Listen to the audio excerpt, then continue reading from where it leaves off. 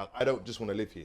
Like, I want to live in Kenya and potentially Ghana. I want to have somewhere in Barbados. I want to make investments. And if as men we're hearing this now, and young boys are hearing this, and they feel they can't attain to this, is this not the reason why even men our age? Because sometimes we always talk about the youths. I've got men who are my age on the road, not on the road, on the road stabbing people, but on the road. Yeah, of course. And we're gonna diss the youths who are 14, 15, 16 for selling drugs when we've probably all got friends out here doing it. Well, I don't know. I know. The thing is, it's about associations, isn't it? Like, there were certain people that I used to roll with back in the day. Like, when we were at SFX, like, fraud was the number one income. Like, people that were just like white collar, like, cool, fraud, I don't do nothing, but I'm gonna dip into fraud. Like, it was around everybody. So it was like, raw, this is free money. I can make this. I'm not hurting anybody. Brother, I can't Money's even lie. insured. There was a couple of men who were like third years, and they used to drive into college, and they were Megan convertibles and them. You know who? That was the whip back in the day. Listen. We all know who had one. You know the same bikes, person. their R1s, R6s. Cool. And you saw it, you thought, Yeah. no, I need a piece of that pie. But even for me at that age, I knew because I'm all or nothing. So I knew me. And I knew if I went down that road, football wouldn't have worked out. These things wouldn't have worked out. There's certain men that were millionaires stay in your lane. that are not, you have to stay in that your are not lane. now. That they went prison and they lost it all. You have to stay So in your the lane. thing is, it's easy come, easy go.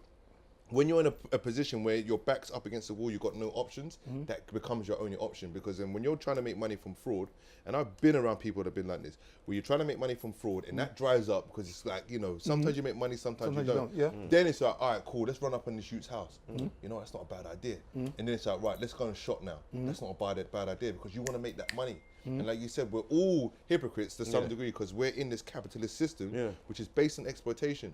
So when we talk about county lines and that's exploiting young people, we're still, by taking more, by wanting 80 to 100K, we're exploiting somebody else. We're part of it. We are part of it. We're part of the problem. Because 100 bags. But hear the joke. There's an episode here, further down here, with Dominic here, where he shows how to make that money the smart way. It will take time, but smart little side hustles, legitly, where you can make that money for yourself, where you might not be on the biggest 9-to-5 income, but if you're saving that little here and there, after a while, smartly, you're gonna hit that amount. So as you said, because I'm feeling around, as you said, you're really passionate about. You just want to round everything up, kind of a little bit. Just as you said, you're really passionate about what you're doing with mentivity, but as you said, you need the 100K close to that. So how passionate would you still be if you're now on 30K? Listen, I've been doing. You drop it out, right? And you drop it out, right? No, I wouldn't. No, you would. You would. No, because this is my identity. No, look me in my eye, bro. No, I'll look in your eye. I'll look in your eye. I literally, I'll be real. Hey, you might as well do this. I will game, still do this that. work for no money. Cross the leg. I will still do this for no money. That's how passionate I am. And that's the thing, is that I nearly let it go in 2014. Okay. And if I did that, I wouldn't be doing the things I'm doing today. But it's not just about what we're doing in our community. It's also about challenging certain things like the police. You know, challenging the police. Challenging the government and saying, look, let's lobby, because the power is with us, the people, not the government. So I'm on this journey, I'm still learning myself, but I'm like, you know what, I'm gonna give that information to people, because that information can empower people to make changes. I'm not gonna make total changes in my community, but I can be part of that inspiration and help people do that. And that's the key thing, we've got to do that. What I will say though is that you shouldn't, not saying you are, but you shouldn't shy away from being paid what you deserve. And I know I'm just joking him, but from what I've researched, you deserve that. So so all jokes aside. Oh, no, like, I don't shy away from that. No, because sometimes when people are doing work and doing things like mentoring, and sometimes people hear the amount someone's making, they're like, what do you mean? I'm like, yes, they should. If they're doing a good enough job, in the same way Red Cross CEO can earn £200,000 a year from a charity, why can't you collect the same money if you're doing the right work? The difference to me is that I want to acquire wealth to be able to do more for my community, to buy this piece of land and build that school and do these different things. Well, like Dr. Nemo Johnson, who hasn't built a school yet. Don't even put me in the same. You know, that's cool, yeah? You might be saying Johnson took like 500 bags or something. No. Me and Wes have this conversation off the camera all the time in regards to what's the long-term goal of this. Where I've said to him that, exactly what you said. I've said to him, it's about having enough to build for us, for us. Because I'm like, if one person don't start a trend, like no one's gonna do it. But if like you're doing it your way, I'm doing it my way, Ish is doing it this way, you're doing it your way. Before you know it, we're causing a domino effect where other people are like, that man have done this. Why haven't I done this? Then they start wanting to join in. So before you know it, like where you said earlier, we haven't got our own kind of, I can't remember the word you used, but our own kind of system where, like we've mentioned like Stamford Hill, where the money stays intent. Like by the time there's a few of us in our age group generation who start trend and makes it become trendy and makes it become, because in our community it's down to trends, isn't it? Yeah. So when it becomes a thing that we make it become cool to set up something for our community, everyone starts to do the same. But there's a thing. but though. That's only going to start when we trust each other. And I say financially we don't trust each other. Yeah. If I came today and I said I've got a few man that are ready to open a black bank, for instance, or a black insurance company, anything it involves, because on a small scale we trust People each other. gonna want a white face When it as comes well, to buying cocktails or buying things on the small scale, it doesn't really matter. We trust each other. But when it comes to the real stuff, like I say, look, there's some land there. Yeah, it's gonna cost 2 mil. Brother, I need 200 bags from you. I need 100 bags from you. I need.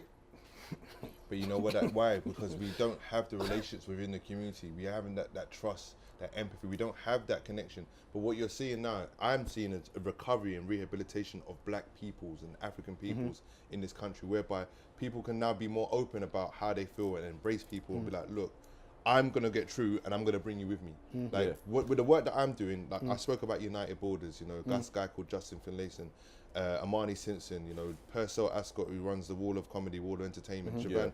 I become friends with these people now, whereby they're a different type of black man, you know, in that respect, whereby, oh, I can't do it, but I'm going to put you on. And that does build trust, you know what I mean? So we have to really now, sometimes, you got to throw caution to the wind to some degree and say, you know what, I'm going to be this person. If I get burned, I get burned to some degree, not to the tune of 200 bags. But the fact is that, look, I want to support. And that's the reality of it, though, is that I think the change happens because I think representation is key.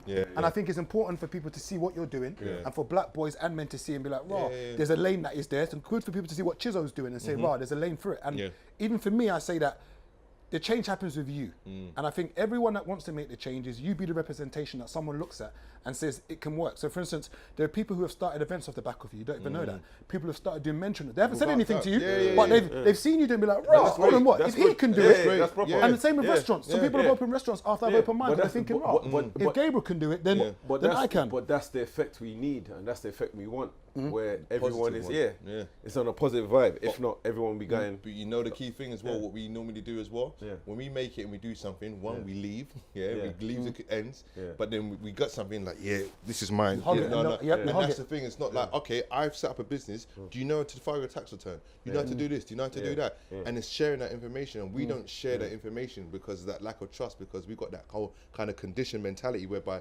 that house Negro, that field Negro, okay, if I get to the house, screw you, man. There, like I'm up here now, and I mean, if I get up, just take the ladder. But that's conditioning, and we're starting to rehabilitate slowly. You're seeing that across the world. America had their time, but now what you're seeing in Britain, in the Black Britons, what we're doing, the men and the women, 3%, especially the women. Listen, you have to see the women. They're very industrious. We are nothing women about them. Listen, the amount of businesses that you check, how much entrepreneurs are coming out of the womenhood. Women, they're doing their thing, you know.